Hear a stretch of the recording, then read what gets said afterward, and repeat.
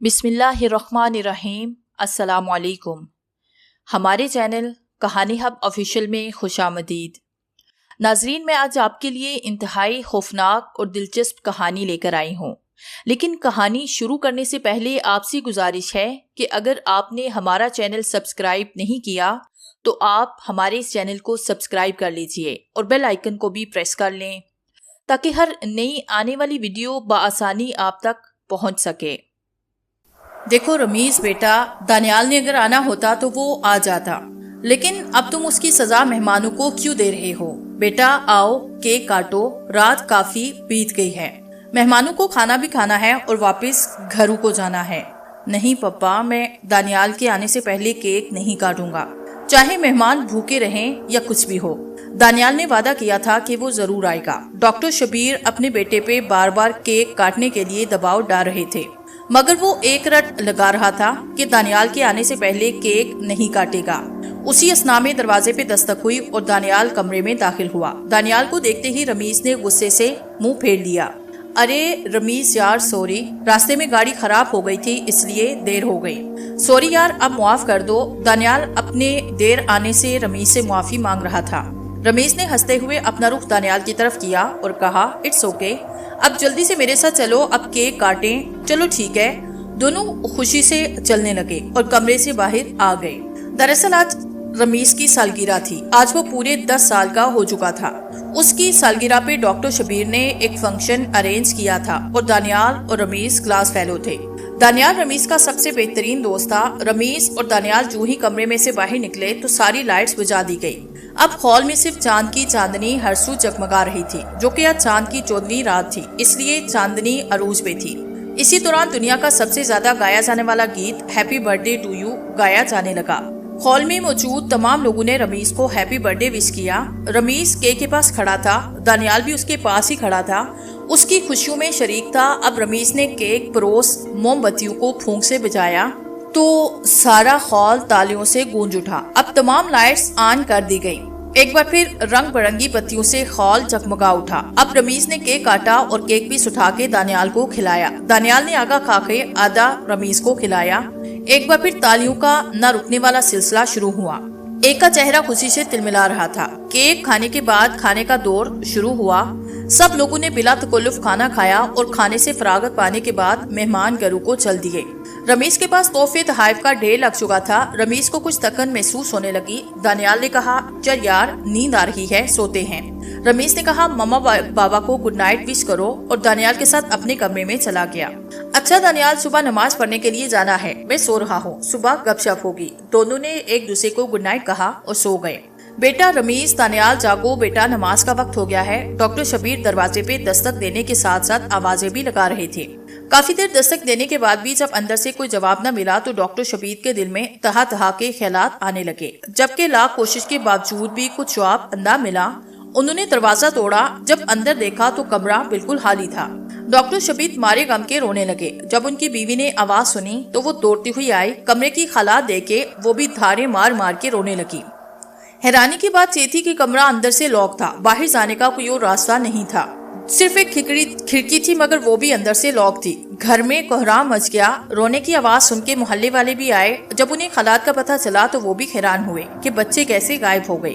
Police को बुलाया गया। वो डॉक्टर साहिब को तसल्ली देके चले गए, क्योंकि रमीज डॉक्टर साहिब का इकलौता बेटा था और दानियाल को भी वो अपने बेटे से कम ना समझते थे, लिहाजा दोहरा दुख था। जब दानियाल के घर उसकी गुमशुदगी का पता चला तो वो भी दौड़े दौड़े डॉक्टर के घर आए। अब सब परेशानी के आलम में बच्चों को इधर उधर देख रहे थे। इन दोनों खानदानों ने सरदर की बाजी लगाई, मगर कुछ हासिल ना हुआ। आज रमीज और दानियाल को गायब हुए 3 दिन गुजर चुके थे, मगर इनका कुछ भी पता ना चला था। पुलिस को भी इस केस में दुश्वारी का सामना था, क्योंकि दरवाजा और खिड़की अंदर से लॉक थे, लिहाजा केस इंतहाई पेचीदा था।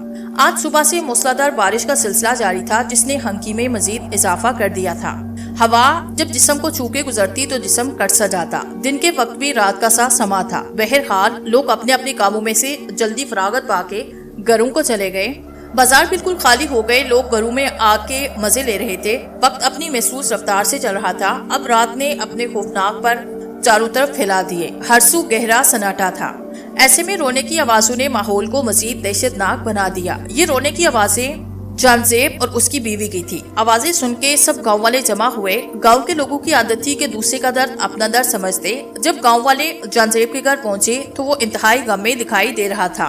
बार बार पूछने पे पता चला कि मैं पानी पीने के लिए जागा तो अपने बेटे शाहजेब को चारपाई पे न पाके मुझे तशवीश हुई। रात को वो मेरे पास सोया लेकिन अब मौजूद न था। मैंने घर का चप्पा चप्पा छान मारा लेकिन कुछ पता न चला।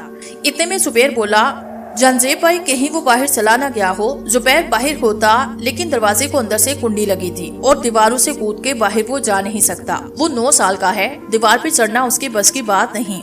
उसी असना में पुलिस घर में दाखिल हुई। वाक़े की नौयत दरियाफ्त की। जब वाक़े का पता चला तो इंस्पेक्टर जिशान का माथा ठनका। इंस्पेक्टर वहाँ का इंचार्ज था।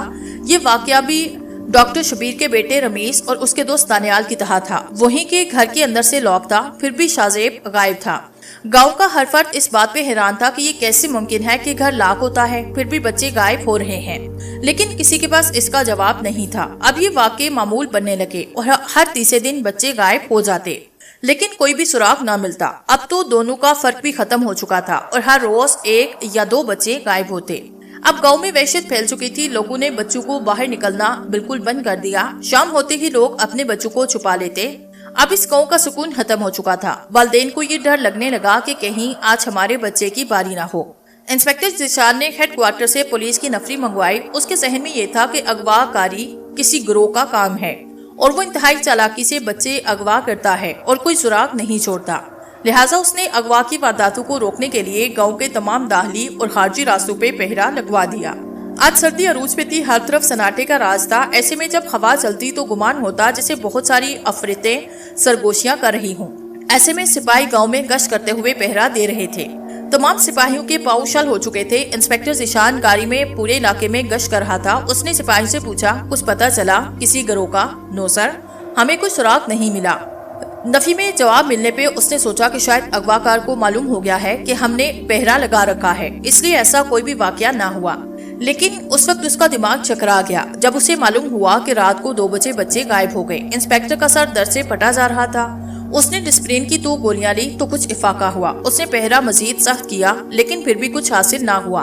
अब गांव के लोग इस संगदिल माहौल और वारदातों से खुद को खतरे में महसूस कर रहे थे। सब लोगों ने ये चीज महसूस की कि जितने भी बच्चे गायब हुए या तो उनकी उम्र 12 साल थी या इससे कम, यानी अगवा होने वाले तमाम बच्चे कम सिन थे। लिहाजा हम सबको छम्मू पहलवान से राब्ता करना होगा। आज मैं सुबह सुबह ही अखबार पढ़ रहा था कि लोगों का जम गफीर मेरे घर में दाखिल हुआ। मेरे घर के चौकीदार ने रोकने की कोशिश की लेकिन मैंने सबको अंदर लाने को कहा। अब कई बुजुर्ग और जवान मेरे सामने खड़े थे। मैंने आने की वजह दरियाफ्त की तो जावेद चचा बोले, देखो छम्मू बेटा, कई दिनों से हमारे इलाके से रोजाना बच्चे गायब हो रहे हैं। ये भी पता नहीं चल रहा कि कौन ऐसा कर रहा है। पुलिस वालों को भी कुछ पता नहीं चला। छम्मू बेटा, हम बड़ी उम्मीद लेकर आए हैं। मेरा असली नाम रिजवान था। मैं पहलवानी के मैदान में इस इलाके का चैंपियन था। गांव के लोग मुझे छम्मू कह के पुकारते थे। फिर सुदेर चचा बोले, बेटिया, कल रात मेरा बेटा गायब हुआ। हमने बड़ा तलाश किया लेकिन कुछ पता नहीं चला। तुम्हें कुछ उसका हल तलाश करो। सुदेर चचा पढ़े लिखे होने के साथ साथ इंतहाई अक्लमंद थे। वो हंसमुख थे, हमेशा चेहरे पे मुस्कुराहट सजी रहती, लेकिन आज उनकी आंखों में आंसू देख के मेरा कलेजा कट गया था। मैंने तमाम लोगों को यकीन दिलाया और कहा, मैं हर मुमकिन कोशिश करूंगा लेकिन मुझे चंद जवानों के ताउन की जरूरत है। वो लोग कौन मेरा साथ देगा? मैंने लोगों पे गहरी नजर डालते हुए कहा, हम देंगे आपका साथ। उनमें से 6 लड़के ये कहते हुए मेरे सामने खड़े हो गए। इन जवानों में फहीम, आतिफ, इम्तियाज, शुएब, वसीम, सदाकत शामिल थे। ये 6 जवान बड़ी मजबूत जिसामत के मालिक थे। मैं भी आपका साथ देने को तैयार हूँ, शहजाद ने आगे बढ़ के कहा। यूं तो शहजाद लागर और कमजोर था, उसे अपने साथ रखना मुनासिब नहीं था, लेकिन उसके जज्बे को देख के उसे भी इस मोह में शरीक कर दिया गया। गांव के 3 दाखिली और खारजी रास्ते थे। मैंने एक रास्ते पे फहीम और इम्तियाज को लगाया, जबकि दूसरे रास्ते पे सदाकत और आतिफ को लगाया, जबकि तीसरे रास्ते पे वसीम और शुएब को लगा दिया। उनके साथ मैंने शहजाद को भी लगाया। अब रात ने अपने पर फैलाए, माहौल पे खुलनाकी छाई। ऐसे में तमाम जवान अपने अपने फराइज सर अंजाम दे रहे थे। मैं यानी छम्बू पहलवान इन सब की निगरानी कर रहा था। मैं इलाके में गश्त कर रहा था और जवानों को खसूसी हिदायत दे रहा था। मैं गश्त करते हुए अचानक पीछे मुड़ा तो मुझे ऐसे लगा कि जैसे किसी ने मेरे सामने वाले मकान में बाहर से अंदर छलांग लगाई हो।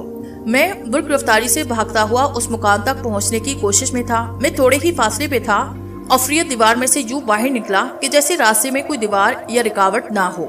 ये एक चौपाया था जिसके जिस्म पे घने बाल थे। उसकी आंखों में अजीब वहशत थी और वो ऐसे धमक रही थी जैसे तपते अंगारे हों। मैंने उसे पकड़ने के लिए हाथ बढ़ाया। उसके पास एक बच्चा था जो ऐसे जो रहा था जैसे बिल्कुल साकित हो गया हो। मैंने हाथ बढ़ाया तो उसका कान मेरे हाथ में आया, लेकिन वो उधर खड़े खड़े ऐसे गायब हुआ जैसे गधे के सर से सींग। अब मामला मेरी समझ में आ गया था। सुबह फिर गांव में ये खबर फैल गई कि नसीर, जो कि गांव के हाई स्कूल का हेड मास्टर है, आज रात उसका बेटा गायब है। मैंने गांव के तमाम लोगों को अपने घर बुलाया। मैंने उन्हें बताया कि कल रात मैंने एक रीछ की तरह एक चौपाया देखा जिसके जिस्म पे स्याह घने बाल थे। वो दीवार में से दाखिल हुआ, दीवार में से बाहर आया। उसके पास नसीर साहिब का बेटा उस्मान मैंने खुद देखा। वो ऐसे जो रहा था जैसे उसमें बिल्कुल जिंदगी की रमक मौजूद हो। मैंने उस अफरियत को पकड़ने की कोशिश की, लेकिन वो गायब हुआ। न जाने उसे जमीन खा गई या आसमान निगल गया। अब इससे पता चल गया था कि अगवा कोई गिरोह नहीं बल्कि कोई मावराई महलूक है। अब मैं इसका हल तलाश करूंगा। अगले दिन मैं अपने छोटे भाई उसामा, जिसकी उम्र 12 साल थी, उसे स्कूल छोड़ के अपनी मंजिल की तरफ रवाना हुआ। मेरा रुख दूसरे गांव के मशहूर आमिल की तरफ था। उनके आस्थाने पे पहुंच के मैंने उन्हें सारी रुदात सुनाई। उन्होंने मेरी बात पूरी तवज्जो से सुनी। फिर उन्होंने कहा, बेटा तुम कल इसी वक्त मेरे पास आना, मैं तुम्हें इस अफरियत के बारे में बताऊंगा और ये भी बताऊंगा कि ये अफरियत बच्चे क्यों अगवा कर रहा है। और घर वापस आ गया। अच्छा सोमा, मेरी बात गौर से सुनना। तुम्हें पता है ना कि आजकल हमारे गांव से बच्चे गायब हो रहे हैं। तो याद रखना, मुझे बाज़-औक़ात काम की वजह से शहर जाना पड़ सकता है। लिहाजा मैंने अपने दोस्त मोहसिन को बुलवाया। तुम उनके साथ रहना, ये तुम्हारा ख्याल रखेंगे। इन्हें तंग मत करना, समझ आई ना? मैं अपने भाई को हालात की नौयत समझा रहा था। भैया, मैं मोहसिन अंकल को बिल्कुल तंग नहीं करूंगा। अच्छा यार मोहसिन, तुम उसामा का ख्याल रखना। पता नहीं मैं इस मोहम से वापस आता हूँ या नहीं। यार चमू, ये क्या कह रहा है तू? अल्लाह तुम्हें कामयाब करे, हमारी दुआएं तुम्हारे साथ हैं। अच्छा यार, मैंने रात को पहरा देना है और सुबह सवेरे वहाँ ही मैं बाबा जी की तरफ रवाना हो जाऊंगा। चल ठीक है यार, अल्लाह हाफिज। अच्छा उसामा, अपना ख्याल रखना, खुदा हाफिज। ओके भैया, अल्लाह हाफिज। मैं अपने साथियों के साथ आज फिर पहरा देने में मसरूफ था। सर्द गजब की थी, मगर हम सर्दी से बेखबर पहरा दे रहे थे। आवारा कुत्ते जब भौंकते तो वजूद पे खौफ तारी हो जाता। अल्लाह अल्लाह करके सुबह की रोशनी तलू हुई। आज रात हमें वो छुपाया नजर नहीं आया। सुबह ये खबर सुन के खुशी हुई कि आज कोई भी बच्चा घर से गायब ना हुआ। सुबह नाश्ता करने के बाद मैं बाबा जी के आस्थाने की तरफ चल निकला। जब उनके आस्थाने पे पहुंचा तो लोगों का हजूम नजर आया। मैं हजूम से निकलता हुआ आगे जा पहुंचा। देखा कि सामने एक मैयत पड़ी है। मैंने जो ही मैयत के चेहरे पर से चादर हटाई तो मेरे जिस्म पे सख्ता तारी हुआ, क्योंकि वो लाश किसी और की नहीं बल्कि बाबा जी की थी। लाश का बहुत बुरा हाल था। उनके जिस्म से सारी चमड़ी उधेरी हुई थी। दिल भी गायब था। जिस्म पे नानों के निशान मौजूद थे, जैसे किसी ने जिस्म से गोश्त नोचने की कोशिश की हो। लाश का ये हाल देख के मैं खास भागता हुआ मैं धारे मार मार के रोने लगा। इतने में एक आदमी मेरे पास आया और मुझसे पूछा, क्या आपका नाम चम्मू पहलवान है? हाँ हाँ, मैंने फौरी कहा। मैं बाबा जी का हादिम हूँ। सुबह जब हम बाबा जी को जगाने गए तो काफी कोशिश के बावजूद कोई जवाब ना मिला। हमने दरवाजा तोड़ा तो देखा कि बाबा जिंदगी की बाजी हार चुके थे। हम अभी भी हैरान हैं कि दरवाजा अंदर से बंद था तो फिर उनका खून कैसे हुआ? वो बोले जा रहा था। अब मैं हालात को समझ चुका था कि बाबा का खून भी उसी रेशनुमा छुपाए यानी कि उसी भूत ने किया है जो कि बच्चों को अगवा कर रहा था। और कल रात गांव से कोई भी बच्चा इसलिए गायब ना हुआ क्योंकि वो अफरियत रात को बाबा जी के साथ गुत्थम गुत्था था। सुनिए, मैं अपने ख्यालों में गुम था कि उस आदमी की आवाज से चौंका। बाबा जी के कमरे में से ये कागज मिला है, ये आपके लिए है। मैंने उसके हाथ से कागज लिया तो कागज पे लिखा था, चम्मू बेटा, अफसोस, सद अफसोस, मैं तुम्हारे किसी काम ना आ सका। मेरी एक गलती मुझे मौत के मुंह में ले जा रही है। बेटा, ये एक बुजुर्ग का पता है, इनसे राब्ता करना, वो जरूर तुम्हारी रहनुमाई करेंगे। नीचे पता लिखा था। उस पते के मुताबिक वो बुजुर्ग अगले गांव के थे। बाबा जी का रुका पढ़ के मेरी आंखों में आंसू आए। बाबा जी की तदफीन के बाद मैं वहाँ से अपनी अगली मंजिल की तरफ चल पड़ा। तकरीबन 1 घंटे की मुसाफत के बाद मैं बुजुर्ग के आस्थाने पे पहुंचा। वहाँ पे बड़ा हुजूम था। सारे लोग अपने अपने मसाइल पेश कर रहे थे। सबको फारिग करने के बाद मेरी बारी आई। मैंने बाबा को जो ही अपना मसला बताने के लिए लब खोले, वो बोले, बेटा मैं सब जानता हूँ, तुम्हें बाबा जी मेरी तरफ भेजा है। मेरा नाम हारून रशीद है और साबिर मेरा मुरीद था। बाबा के मुंह से मुरीद का नाम सुन के मैं समझ गया कि उन्हें साबिर की मौत का इल्म है। चम्मू बेटा, जानते हो साबिर की मौत कैसे वाकई हुई? नहीं बाबा जी, मुझे नहीं पता। बेटा साबिर ने जब हिसार बनाया तो वो उसमें बैठ गया। उधर उस सिपाही को इल्म हो चुका था कि उसे काबू करने के लिए साबिर अमल कर रहा है।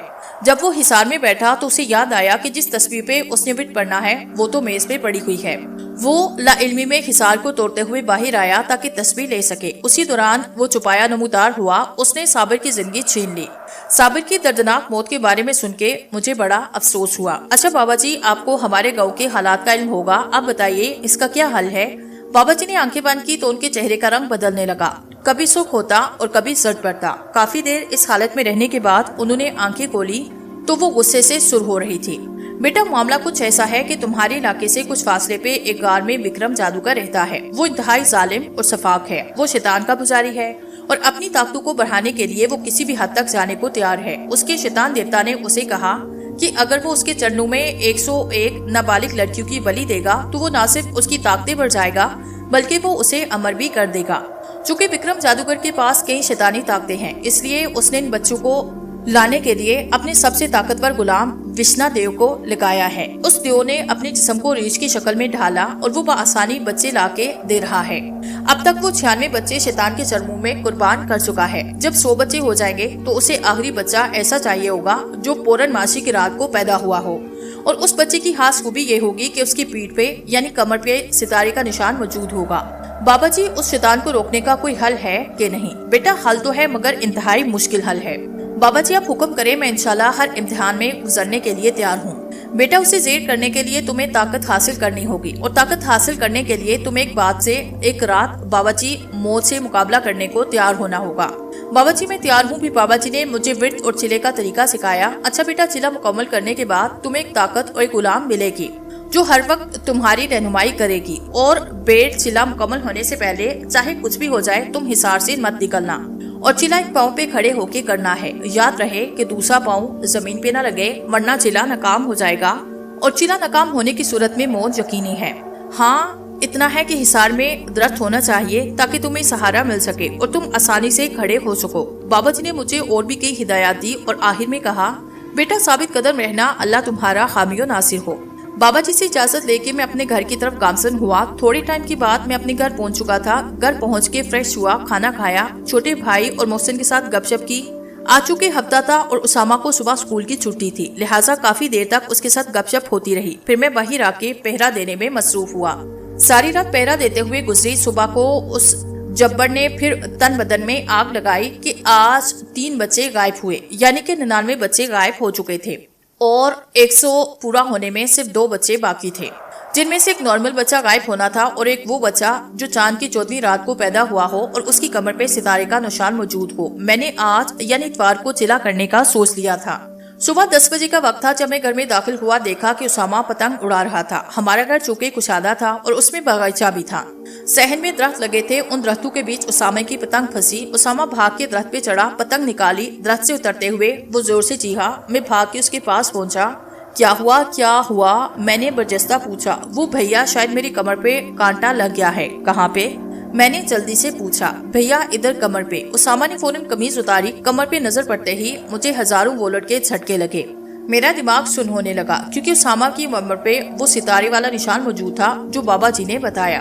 मैंने बड़ी मुश्किल से कांटा निकाला। मेरा जिस्म बिल्कुल साकित हो चुका था क्योंकि वालिदैन के मरने के बाद मैंने ही इसे पाला था। इसका मेरे और मेरा इसके सिवा दुनिया में कोई न था। क्या हुआ भैया? आपकी आंखों में आंसू क्यों आ गए? मुझे कांटे का ज्यादा दर्द नहीं हुआ मगर आपके आंसू निकल आए। उस मासूम को पता नहीं था कि ये आंसू कांटे की वजह से नहीं आए बल्कि इन हालात की वजह से आंखों में आए जिनका हमें सामना करना था। नहीं बेटा, कुछ भी नहीं हुआ, ये आंसू वैसे ही आंखों में आए। तुम जाओ और जाके पतंग उड़ाओ। ओके भैया। उसामा के निशान ने मेरा दिमाग माऊफ कर दिया था। मैं अपने इस मासूम भाई को खोना नहीं चाहता था। मैंने गांव के तमाम लोगों को जमा किया और सारी सूरत-ए-हाल बताई। गांव के बुजुर्गों ने मुझसे कहा, बेटा तुम भाई की वजह से परेशान मत होना। बेटा हम अपने बेटों को तो जाने से ना रोक सके मगर तुम्हारे भाई को बचाने के लिए अगर हमें अपनी जान भी देनी पड़ी तो हम पीछे ना हटेंगे। अब सूरज अपनी मंजिल की तरफ गामजन था। मैंने चूल्हे के लिए जरूरी सामान रखा और जाने की तैयारी करने लगा। रात का अंधेरा हरसू फैल चुका था। आज सर्दी पहले की निस्बत कुछ ज्यादा थी। कुत्तों के भौंकने की आवाज ने माहौल को मजीद पुरअसरार बना दिया था। मैं अपनी मस्ती में गाँव के कब्रिस्तान की तरफ रवां दवा था। उसे दरख्त ऐसे गिर रहे थे जैसे कि दियो मुझे आगे बढ़ने से रोक रहे हूँ। डर और खौफ को बलाए ताक रखता हुआ मैं कब्रिस्तान की हदूद में पहुंच गया। थोड़ी सी कोशिश करने के बाद मुझे ऐसी जगह मिली जो चिले के लिए मुनासिब थी, क्योंकि उधर दरख्त भी था और कब्र भी पास ही थी। इधर उधर नजर घुमा के देखा तो हर तरफ दरख्त भी थे। ये खामोशी और गहरा सुकूत कहाँ जाने को दौड़ता था। हालांकि मैं गांव का पहलवान था और ताकत भी अच्छी खासी थी, फिर न जाने क्यों खौफ ने मेरे वजूद को जकड़ रखा था। खैर, मैंने बाबा जी के बताए हुए तरीके के मुताबिक आयतुल कुर्सी पढ़ते हुए हिसार कायम किया। हिसार में दाखिल हुआ। खड़े होकर चिल्ला करने का सोचकर मेरी रूह तक कांप उठी। मैंने दरूद पढ़ना शुरू किया। मैं एक पाँव पे खड़ा दरख्त का सहारा लिए वेट कर रहा था। दूसरे पाँव को मैंने जमीन से काफी बुलंद किया ताकि गलती से भी जमीन पे ना पड़े, क्योंकि ऐसा होना यकीनन मौत को मुंह में जाने के मुतरादिफ था।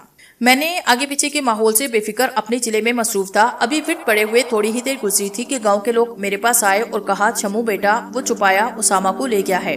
ये खबर सुनते ही मेरे दिमाग में घंटियां बजने लगी। मैं जमीन पे पाँव लगा के बाहर निकलने ही लगा था कि बाबा जी ने सरगोशी कानों में सुनाई, बेटा जमीन पे पाँव नहीं रखना, ये सब नजर का धोखा है। तुम्हारा भाई बिल्कुल ठीक है। बाबा जी की बात सुन के मैं अपनी जगह पहली वाली पोजीशन में हो गया।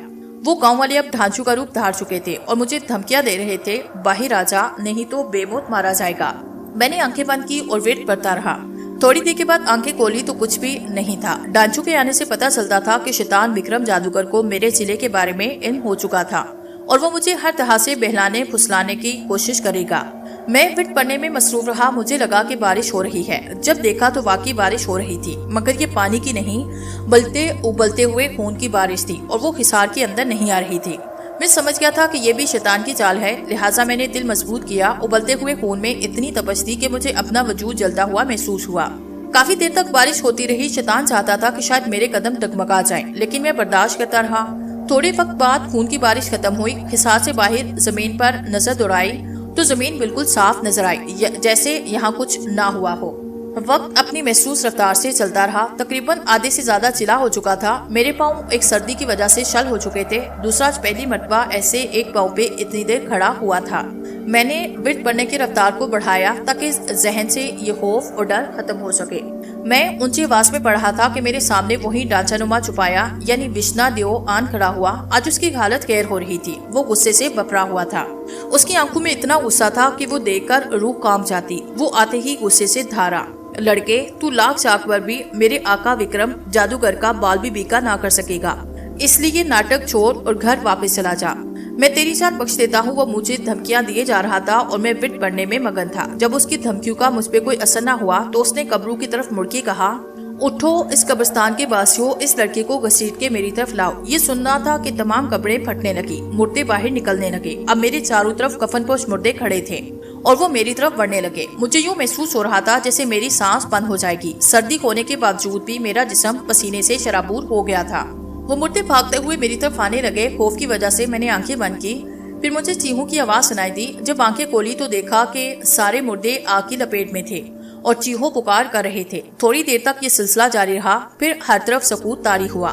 विष्णा देव जा चुका था और मैं अपनी सांसें ठीक करने लगा, जो कि विष्णा देव को देख के बेतरतीब हो गई थी। मैं अपने चिले का बहुत हिस्सा मुकम्मल कर चुका था। मेरे पाँव का ये हाल था जैसे वो मेरे जिस्म का हिस्सा ना हो। अब मजीद खड़ा होना मुहाल लग रहा था, लेकिन अपनी जिंदगी और गांव की फलाह के लिए मुझे चिला मुकम्मल करना था। अब चिला मुकम्मल होने को चंद मिनट बाकी थे कि मुझे दूर से विक्रम जादूगर आता दिखाई दिया। उसके चेहरे से गुस्सा वाज़ेह दिखाई दे रहा था। आते ही वो बोला, लड़के, याद रखना, जिस ताकत को तू हासिल करने के लिए इतनी मेहनत कर रहा है, उन्हें पाकर भी तू मेरा कुछ बिगाड़ नहीं सकता। इसलिए मैं 3 तक गिनता हूँ। अगर बाहर आया तो तेरी जान बख्श दूंगा और अगर तू बाहर न आया तो फिर तुझे मेरे गजब से कोई बचा नहीं सकता।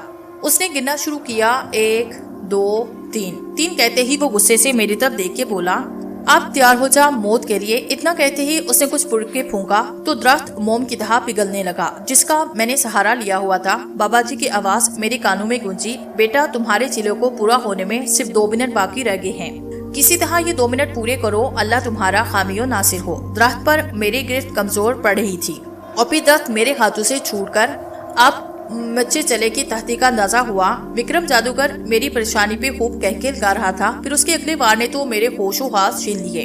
उसने कुछ पढ़ के जमीन पे फूंक मारी, जोर से लात जमीन पे दे मारी तो इंतहाई शदीद जल्जला आया। जमीन पूरी कुव्वत से हिल रही थी। मैं कभी इधर कभी उधर लड़खड़ा रहा था। अब मुझे अपनी मौत यकीनी नजर आने लगी। जिंदगी में पहली मर्तबा मुझ पे ऐसी मौत का वक्फा जारी हुआ था।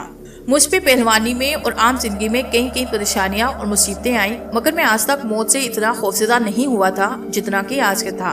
इन हालात में ना दिमाग काम कर रहा था और ना ही पाँव। आखिर कहीं दूर से सुबह की अजान की आवाज सुनाई दी। अजान की आवाज सुनते ही मेरे अंदर जिंदगी की लहर दौड़ गई, क्योंकि अजान के साथ ही मेरा चिल्ला मुकम्मल हो चुका था। सारे खेल जो मुझे डराने के लिए किए गए थे अब खत्म हो गए थे। पाँव सुन होने की वजह से मैं धड़ाम से जमीन पे गिरा। उसी दौरान मुझे बाबा जी अपनी तरफ आते दिखाई दिए, जिन्होंने मुझे वेट दिया था। वो आते ही बोले, बेटा मुबारक हो, तुमने चिल्ला मुकम्मल किया। अब तुम्हें ताकतें मिल जाएंगी और एक गुलाम भी तुम्हारे कब्जे में आ जाएगी। जो तुम्हारी गुलामी करेगी वो एक जिनजादी होगी। मैं दर्द से करा रहा था और अपने पाँव पे दबाव पड़ रहा था। बाबा जी मुस्कुराए, कुछ पढ़ के मेरी तरफ फूंक मारी तो मैं हशाश बशाश हुआ। पाँव का दर्द खत्म हुआ। अच्छा बाबा जी, मुझे कौन सी ताकत मिली है और गुलाम कौन है? मैंने उठते हुए कहा, बेटा पहले तुम्हें तुम्हारी ताकत दिखाता हूँ। वो सामने दरख्त को देखो, बोलो जल जा। मैंने अपने सामने वाले दरख्त को देख के कहा, जल जा। इतना कहना था कि मेरी आंखों से शुआएं निकली और दरख्त दरादर जलने लगा। ये मंजर देख के मैं इंतहाई खुश हुआ। अब बेटा, अब तुम्हारी गुलाम को तुम्हारे सामने हाजिर करता हूँ। ये देखो। मैंने बाबा जी की तरफ देखा तो उनके साथ मुझे एक दोशीजा दिखाई दी। बेटा, इसका नाम नीलम है और ये मुसलमान है। ये जिनजादी है, हर कदम पे तुम्हारी रहनुमाई करेगी। ठीक है बेटा, अल्लाह हाफिज। मैंने बाबा जी से हाथ मिलाया और फिर वो जाते जाते मेरी आंखों से ओझल हुए। मैं भी गांव की तरफ चल दिया। थोड़ी देर के बाद मैं गांव पहुंचा। जब गांव वालों ने मुझे देखा तो सारे लोग मेरे करीब आए। उन्हें यकीन हो चुका था कि मैंने चिल्ला कामयाबी से मुकम्मल कर लिया है। सब गांव वाले मेरे पास आए और मुझे कहा, बताओ तुम्हें कौन सी ताकत मिली है? मैंने सबको जमा किया, उनके सामने अपनी आंखों से दरख्त को आग लगाई। ये मंजर देख के सब हैरान रह गए। अब उन्हें यकीन हो चुका था कि मैं विक्रम जादूगर को मार दे सकूंगा। हालांकि ये मैं जानता था कि आगे मुझे किन तकलीफ का सामना करना पड़ेगा। खैर, गांव वालों से इजाजत लेकर मैं अपने घर आया। घर पहुंचा तो देखा उसामा स्कूल जाने की तैयारी कर रहा था। हम सब ने इकट्ठे नाश्ता किया। उसामा ने मुझसे पूछा, भैया आज लगता है सुबह होने के बाद भी पहरा देते रहे हैं आप? नहीं बेटा, असल में गाँव के साथ गपशप करता रहा तो लेट हो गया। इतने में मोहसिन बोला, छम्मू लगता है तुम कामयाब रहे हो। हाँ कामयाब रहा हूँ, उसामा बोला। भैया किसमें कामयाब हुए आप? कुछ नहीं बेटा, वो मैं मोहसिन को कह रहा था कि आज पहरा देने में अच्छे से कामयाब रहा और आज रात कोई भी बच्चा गायब नहीं हुआ। गुड भैया।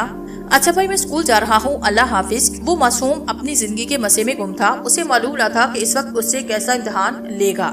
ये बातें सोचकर मेरी आंखों में आंसू आए। मोहसिन ने मुझे हौसला दिया और कहा, छमू यार, अल्लाह सब बेहतर करेगा। मैं शाम तक सोता रहा। शाम को जागा। मोहसिन को उसामा के बारे में जरूरी हिदायत दी। उसामा को भी मैंने घर से निकलने से मना किया। फिर मैंने उसामा के माथे पे बोसा दिया। उन दोनों से मिलने के बाद मैं विक्रम जादूगर की तरफ जाने के लिए घर से निकला।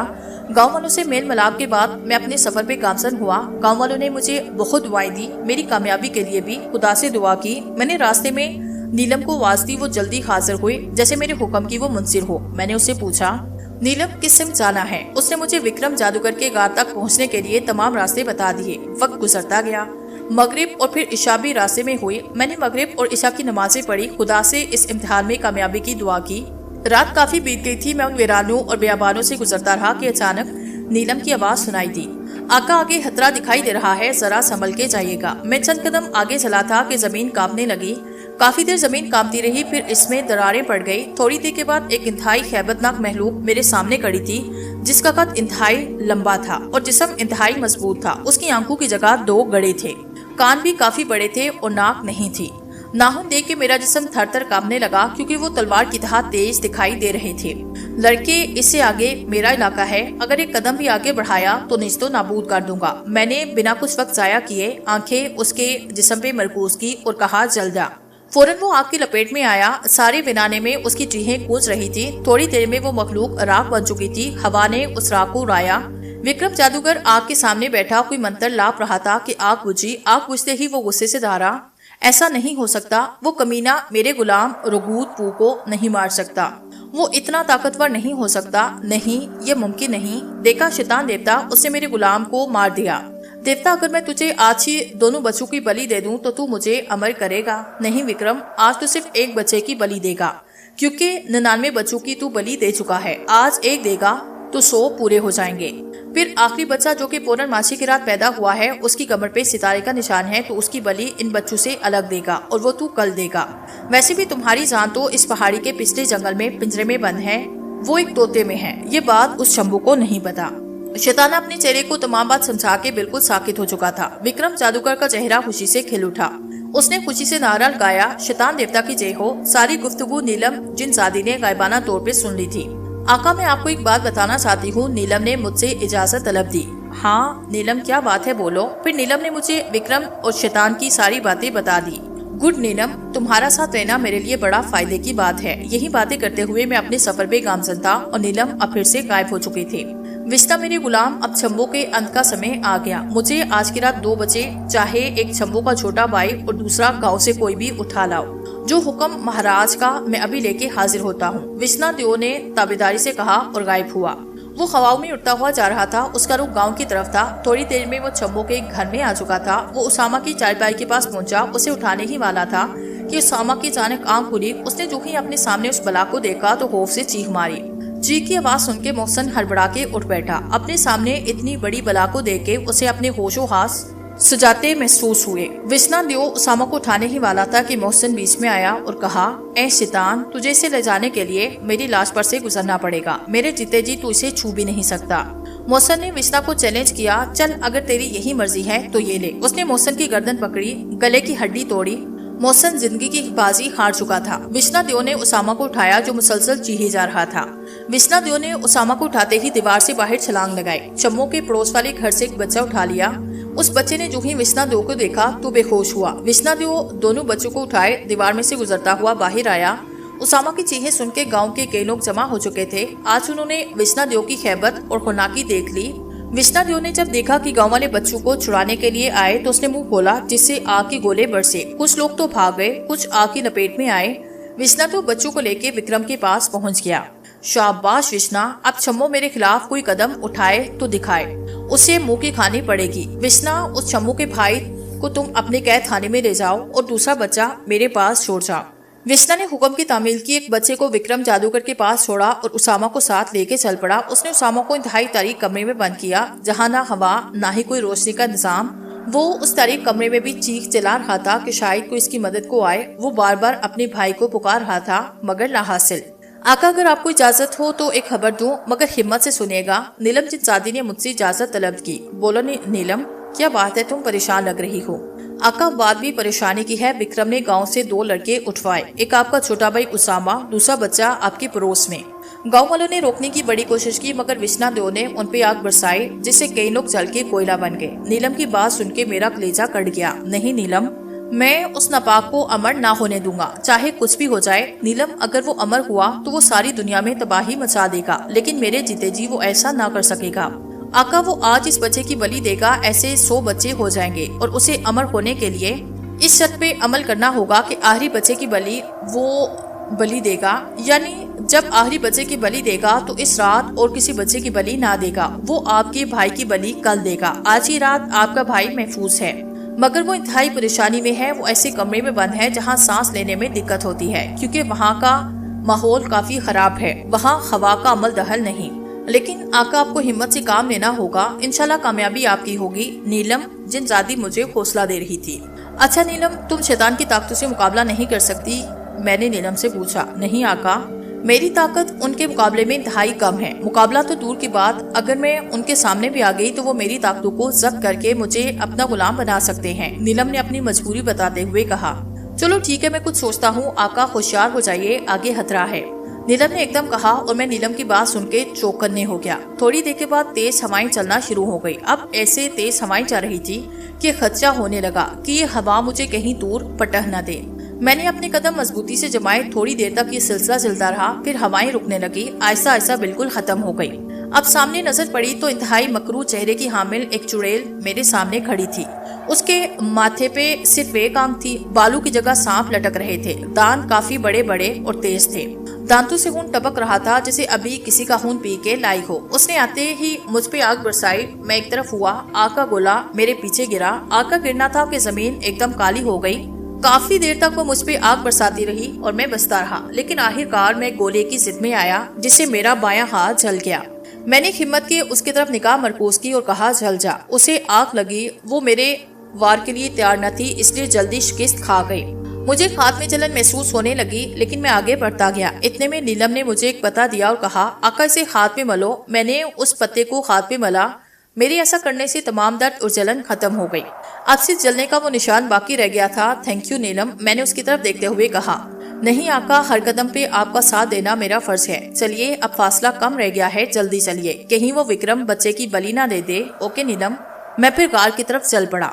विक्रम जादूगर उस बच्चे को शैतान के सामने लटा चुका था और अपने महसूस मंत्र पढ़ने लगा, जो वो हर रोज बच्चे की बलि देते हुए पढ़ता था।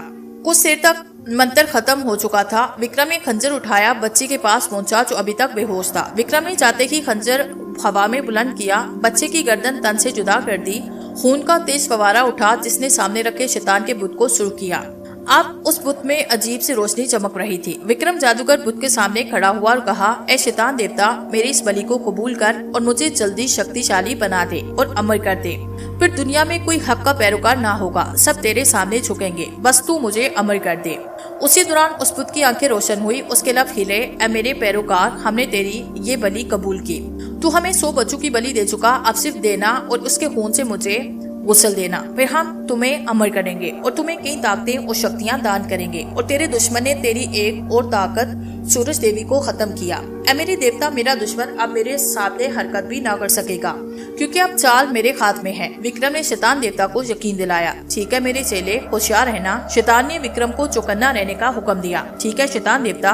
विक्रम ने शैतान का नारा लगाया। अब वो बुत खामोश हो चुका था और उसकी आंखें बेनूर हो चुकी थी।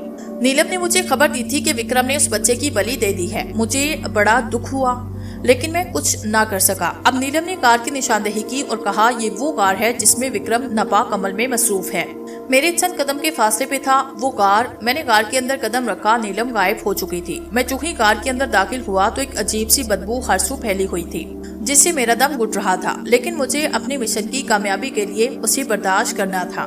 गार में इस कदर अंधेरा था कि हाथ को हाथ सुझाई नहीं दे रहा था। मैं गार की दीवार से हाथ लगाए आगे बढ़ा था तो मुझे ऐसे महसूस हुआ कि रास्ते में किसी चीज का ढेर लगा है। जब मैंने हाथ से टटोला तो कोई गोल चीज मेरे हाथ में आ गई। उस पे हाथ फेरने लगा तो पता चला कि वो कोई इंसानी खोपड़ी है। ये हकीकत मुझ पे आश्कार होते ही मुझ पे सख्ता तारी हुआ। मुझ पे इस दरिंदे की दरिंदगी आया हो चुकी थी। अब मेरा वजूद गुस्से की शिद्दत से कांपने लगा। खोपड़ी के ढेर के एक तरफ से आगे निकला, थोड़ा सा आगे आया तो पिछले दाएं तरफ कुछ रोशनी नजर आई। मैं उस रोशनी की तरफ देखने लगा। जब मैं इस रोशनी के करीब पहुंचा तो एक निहायत खूबसूरत और कुशादा कमरा दिखाई दिया। मैं उस कमरे नुमा गार में दाखिल हुआ तो सामने ही एक बुत के आगे एक तख्ते पे एक लंबा चौड़ा आदमी बैठा था। उसके कदमों में विष्णुदेव बैठा। मैं समझ गया कि तख्त पे बैठा हुआ आदमी विक्रम जादूगर है। इतने में उसकी आवाज आई, आजा छम्बू आजा, मुझे तेरा इंतजार था। क्योंकि तू क्या समझता है कि तू इस छोटी सी ताकत के साथ मेरा मुकाबला कर लेगा? हरगिज़ नहीं। मेरी सारी उम्र इन ताकतों को हासिल करने में गुजर गई। तू मेरा कुछ भी बिगाड़ नहीं सकता। तू खुद चल के मौत के मुंह आया है। विक्रम जादूगर मुझे अपनी फोकियत जाहिर कर रहा था। मैंने जवाब में कहा, ए खबीस, तारीख गवाह है, मुझे हक ने बातिल को शिकस्त दी। तू भले बड़ी ताकतों का मालिक है, मगर मेरी नूरानी ताकत के सामने तेरी ताकत कुछ भी नहीं। विक्रम जादूगर ने जोरदार कहकाल गाया और कहा, चल देख लेते हैं। इतना कहते ही उसने कुछ पढ़ के मुझ पे फूंक मारी, जिससे मेरे हाथ पैर बन गए और मेरी आंखों पे पट्टी बन गई। अब मैं विक्रम को विष्णा और इर्द गिर्द का माहौल नहीं देख सकता था। विक्रम जादूगर चिल्लाया, ए नादान लड़के, अब तुम्हारी आंखों वाली ताकत तो नाकारा हुई। अब करके दिखा मुझसे मुकाबला और ये ले मेरा दूसरा वार। वो ऊंची आवाज में कुछ बड़बड़ाने लगा। थोड़ी देर के बाद मुझे ऐसे लगा कि मेरे पाँव में पानी खड़ा है। कुछ वक्त गुजरने के बाद पता चला कि ये इंतहाई गर्म है और इससे मेरे पाँव चलने लगे। अब रफ्ता रफ्ता वो पानी ऊपर आने लगा और मेरे टहनों से ऊपर होता हुआ मेरी पिंडी तक पहुंच चुका। पानी इतना गर्म था कि मुझे गुमान होने लगा कि मेरा गोश्त गल जाएगा और गल सड़ जाएगा। मैं परेशानी की कैफियत में इधर उधर भागने लगा, लेकिन वो पानी खत्म होने का नाम ना ले रहा था। मैं दर्द की शिद्दत से बिलबिलाने लगा। इतने में विक्रम जादूगर विष्णुदेव के कहे गूंजने लगे। अब पानी मेरे घुटनों तक पहुंच चुका था। मैं इतनी परेशानी में मुब्तला था कि जहन ने बिल्कुल भी काम करना छोड़ दिया। लेकिन बिना कुछ सोचे समझे मेरे मुंह से चिले वाला विट जारी हुआ। विट पड़ते ही मेरे हाथ पैर आजाद हुए। गर्म पानी भी खत्म हुआ। मैंने फौरन आंखों से पट्टी हटाई। अब मैं इर्द गिर्द का माहौल देख सकता था। मेरी नजर जब पाँव पे पड़ी तो वो खून से सूख थे। मैं फौरन समझा कि मेरे पाँव गर्म पानी में नहीं बल्कि गर्म खून में डूबे हुए थे। मेरी टांगें बुरी तरह जल चुकी थी और उनमें बिल्कुल चलने की हिम्मत न थी। ऐसे में नीलम ने मुझे गायबाना तौर पे कहा, आका, मैंने आपकी जेब में वही पत्ता रखा जो जलन को खत्म करता है। अगर मैं आपके हाथ में देती तो विक्रम जादूगर मुझे देख लेता और शायद मेरी जिंदगी खत्म कर देता। इसलिए मैंने आपकी जेब में रखा। आप उसे अपनी टांगों में मलें, जलन खत्म हो जाएगी। नीलम जिनजादी की बात सुन के मैंने ऐसा ही किया तो सारी जलन एकदम खत्म हो गई, लेकिन जलने का निशान बाकी था। मैंने जब विक्रम जादूगर और विष्णा देव की तरफ देखा तो वो हैरान बुत बने मेरी तरफ देख रहे थे। वो इस बात पे हैरान थे कि उबलते हुए खून का वार, खातों की रस्सियां और आंखों की पट्टी अगर इतनी आसानी से खुल गई तो जरूर ये कोई ताकत रखता है। अभी वो सोचों में गुम थे कि मैंने अपनी नजरें विष्णा देव पे जमाई और कहा, जल जा। उसके घने बालों को फौरन आग लगी। वो खुद को बचाने के लिए लाख जतन करने लगा जिससे खुद की आग बुझा सके, लेकिन वो ऐसा ना कर सका और जलते जलते कोयला बन गया। विष्णा देव की मौत को देख के विक्रम जादूगर गुस्से से चिल्लाया, ए कमीने, ये तूने क्या किया? मेरी सबसे बड़ी ताकत को मार दिया। अब मैं तुम्हें जिंदा नहीं छोड़ूंगा। ये कहते ही वो मेरी तरफ बढ़ने लगा। उससे मेरे पसे पहुंचकर मेरे बालों को जोर से खींचा, मेरे पेट पे लात मारी। मैं दर्द की शिद्दत से चीख उठा। मैं इस बात पे हैरान था कि विक्रम जादूगर खुलिये के लिहाज से बूढ़ा दिखाई दे रहा था, मगर उसमें ताकत और फुर्ती जवानों की था थी। उसने मुझे अपने हाथों में उठाया और दूर फेंक दिया। अब मैं जमीन पे बैठा करा रहा था। बड़ी मुश्किल से अपने पांव पे खड़ा हुआ। मेरे बिल्कुल पीछे उस शैतान देवता का भूत था जिसका विक्रम पैरोकार था। विक्रम ने हाथ बुलंद हवा में किया तो उसके हाथ में एक भारी पत्थर आया। विक्रम ने बिला ताहिर वो पत्थर मेरी तरफ उछाला। मैंने फौरन उसे पहले दूसरी तरफ जुस लगाई और वो पत्थर बुत पे जा लगा, जिससे वो बुत रेजा रेजा हुआ। विक्रम जादूगर ने जब ये देखा तो सर हाथ रख लिए और कहा, ए हबीस लड़के, तूने तो मरना ही था, साथ में मेरा भी सत्यानाश किया। अभी वो मुझ पे गुस्सा उतार ही रहा था कि गाल जोर जोर से खिलने लगा। मैंने कुछ बिना सोचे समझे बाहर की जानिब दौड़ लगाई। गिरते संभलते मैं गार के दहाने पे पहुंचा, बाहर छलांग लगाई। उसके साथ ही कार एक जोरदार धमाके से उड़ा। अगर मैं चंद सेकंड बाहर न आता तो मेरी हड्डियां भी ना मिलती। बाहर आते ही मुझे अपने भाई उसामा की फिक्र होने लगी। मैंने फौरन नीलम को हाजिर किया। उससे कहा, नीलम, पता करो उसामा कहाँ है। अच्छा ठीक है, वो इतना कह के गायब हुई। कुछ देर के बाद वो वापस आई। कहा, आपका भाई बिल्कुल महफूज है, उसे महफूज और हिफाजत से रखना विक्रम जादूगर की मजबूरी थी, क्योंकि उसामा की बलि के बगैर वो अमर ना हो सकता था। थैंक गॉड मेरा भाई जिंदा है। मेरे मुंह से बेहतियार शुक्रिया के अल्फाज निकले। आका, आप उस पहाड़ी की तरफ गामजन हो जाइए जो इस कार के पिछली तरफ है। वहाँ वही तोता मिलेगा जिसमें विक्रम जादूगर की जान है। जल्दी करें आका, कहीं देर न हो जाए।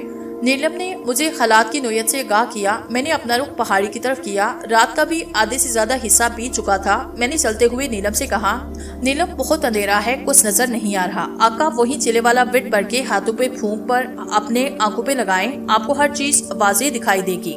मैंने ऐसा ही किया तो मुझे हर चीज वाज़ेह दिखाई देने लगी। मैंने अब अपनी रफ्तार तेज कर दी। मैं जल्दी जल्दी वो तोता हासिल करना चाहता था जिसमें विक्रम की जान थी। थोड़ी देर तक मैं उस पहाड़ी पे कदम रख चुका था। उस पहाड़ी पे दरख्तों और झाड़ियों की बहुतायत थी। मैं खुद को बचाता हुआ वो पिंजरा ढूंढने लगा जिसमें वो तोता बंद था। मैं दरख्तों पे बड़े गौर से तलाश कर रहा था। आखिरकार काफी देर के बाद मुझे एक दरख्त पे एक पिंजरा लटका हुआ दिखाई दिया।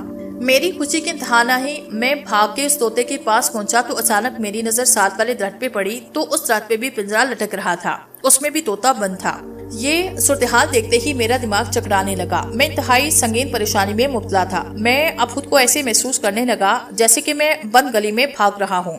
इतने में विक्रम जादूगर भी आया। वो जोर जोर से कहखेल गाने लगा कि मेरी बेबसी पे हंस रहा था। मैं विक्रम जादूगर के लिए अलग परेशान था। दूसरा, उसामा का भी कुछ पता नहीं था। मैंने नीलम को आवाज दी, उसामा का कुछ पता चला कहाँ है? नहीं आका, लाख कोशिश के बावजूद उसामा का पता नहीं लगा कि वो कहाँ है। नीलम ने नफी में सर हिलाया। ऐसे में विक्रम जादूगर ललकारा, ऐ छम्बू, तूने मेरे साथ मुकाबला करने की गलती की। तू देख, पल पल तुझे मौत का सामना करना पड़ता है। अरे कभी चूंटी और हाथी का मुकाबला सुना है तुमने? वो कहखाल गाने लगा। अरे नापाक जात, याद रख, जब चूंटी अपने आपे से बाहर हो जाए तो बड़े से बड़े हाथी को दौड़े लगा देती है। मैंने बड़े हौसले से विक्रम जादूगर को जवाब दिया। अभी मुझे उस बात की परेशानी थी कि कौन सा तोता है वो जिसमें विक्रम जादूगर की जान है। इतने में विक्रम ने पंजरों की तरफ इशारा किया तो सारे तोते पिंजरों से बाहर आके दरख्तों की शाहों पे बैठ गए। सब तोते बिल्कुल एक तरह के दिखाई दे रहे थे। ऐसे में विक्रम जादूगर की जान वाले तोते की पहचान इंतहाई मुश्किल थी। विक्रम जादूगर ने तोतों को हुक्म दिया, ऐ मेरे गुलामों, इस कमीने की बोटी बोटी नोच डालो। ये सुनना था कि सारे तोते मुझ पे चिपट पड़े सिवाय एक तोते के। वो तोते अपने पंछुओं और चूंचू से मुझ पे इंतहाई कारीवार कर रहे थे।